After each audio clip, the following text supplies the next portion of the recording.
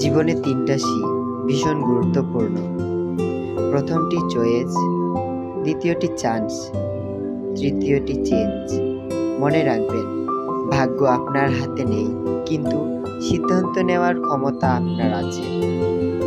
আজকের নেওয়া আপনার একটা পজিটিভ সিদ্ধান্ত কাল আপনার ভাগ্য পরিবর্তন করে দিতে পারে।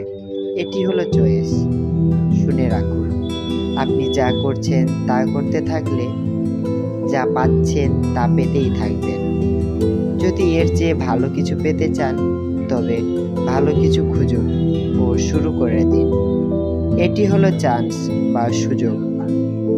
এবং অতীতকে আপনি বদলাতে পারেন না, কিন্তু আপনি চাইলেই বর্তমানকে কাজে লাগিয়ে ভবিষ্যৎকে বদলাতে পারেন। আর এটাই হলো পরিবর্তন বা চেঞ্জ।